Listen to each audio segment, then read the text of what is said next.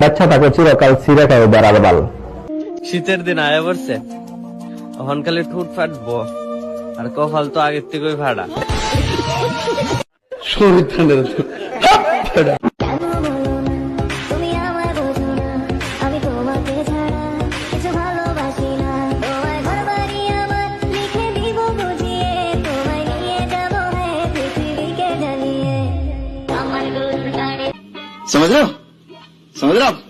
समझ रहे हो ना?